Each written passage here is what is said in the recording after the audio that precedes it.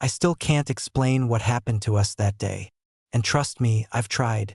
I want to be clear about something before I start. I'm not someone who scares easily. I grew up in scouting. I've slept in the woods alone, navigated by stars, built shelters in rain that came down sideways. The outdoors was never something I feared. It was something I understood. Or so I thought. This happened several years ago when I was younger, young enough that the memory should have faded by now. It hasn't. Not even slightly. If anything, it gets sharper every time I think about it, like a splinter working its way closer to the surface. It was a summer camp. One of those long, green, slightly muddy weekends that scouting is built around. Campfires, rope skills, orienteering. The kind of weekend where nothing unusual was supposed to happen. Our leader, David, gave a small group of us a task during free time. Head into the surrounding woods and find a long, straight stick. Something sturdy enough to carve into a point. Simple enough. I'd done harder things before breakfast. There were 3 of us. Me and 2 girls, I'll call them Megan and Claire. Megan was older, calm and confident. Claire was around my age, a little quieter. We were trusted. We were capable. David watched us walk toward the tree-line and went back to his coffee. The forest was dense but not unusual at first. The kind of woods you see everywhere in the British countryside. Tall oaks and ash trees, patches of undergrowth, the distant sound of birds. We walked in a deliberate straight line the way we'd been trained. We noted landmarks, a tree with a split trunk, a cluster of rocks, a fallen branch shaped like a question mark which felt like nothing at the time. 15 minutes in, we still hadn't found what we were looking for. Nothing long and straight, nothing suitable. So we agreed, turn around, go back, try again closer to camp. We turned around, and that's when everything changed. The path we had just walked was gone. Not blocked, not overgrown, not difficult to see, simply gone. The trees behind us had closed together in a way that felt geometrically wrong, like a door shutting in a room where there was no door. I blinked. I looked left, then right. Megan turned a full slow circle. Claire said nothing, but I heard her breathing change. Every direction looked identical. Every tree looked like every other tree.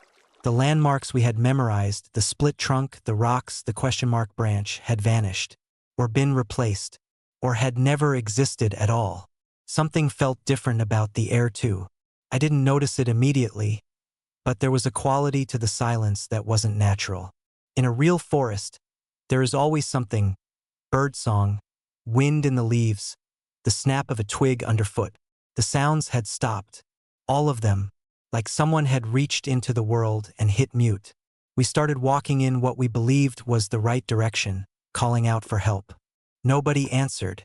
I want you to understand the specific texture of that fear. It wasn't the sharp panic of immediate danger. It was something slower and far worse. The creeping, nauseating realization that the environment you are standing in is not behaving correctly.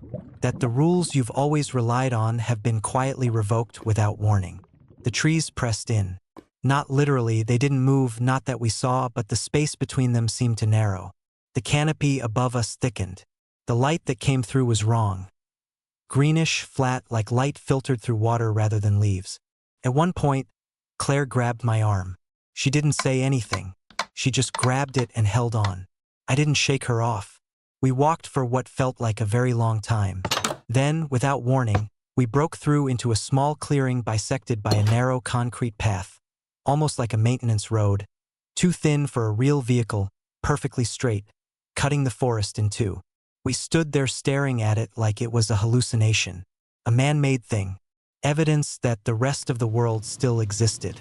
On the other side of the path, half swallowed by undergrowth, sat an abandoned shack.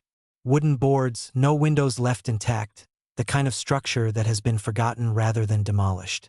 We didn't go near it. None of us suggested going near it. Something about the way it sat there, still tilted slightly like it was leaning in to listen, made all 3 of us silently agree to keep moving. We didn't follow the concrete path. Something about the direction it ran felt wrong, inconsistent with where camp should be. So we pushed on through the trees on the other side. Eventually, impossibly, we found a road. A real one.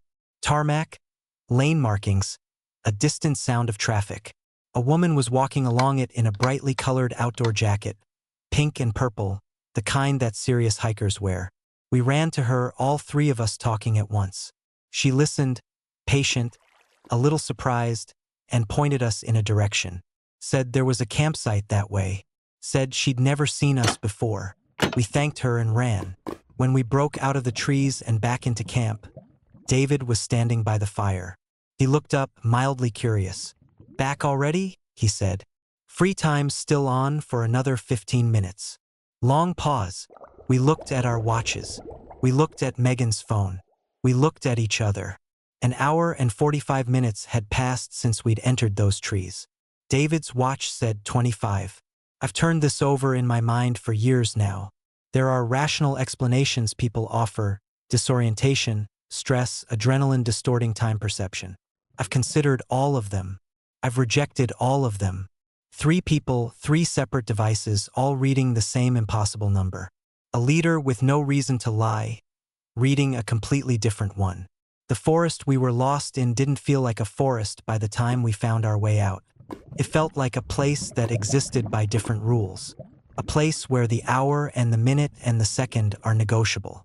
A place that noticed us, considered us, and eventually decided we could leave. I still think about that shack, about what it was doing out there, in a forest where nobody should have had any reason to build anything. I think about the silence, the wrong light, the way the trees looked like copies. And I think about the woman in the pink jacket who pointed us home so calmly, who said she'd never seen us before. Some things are better left in the dark. But some things follow you out anyway, and I'm not entirely sure we left that forest alone.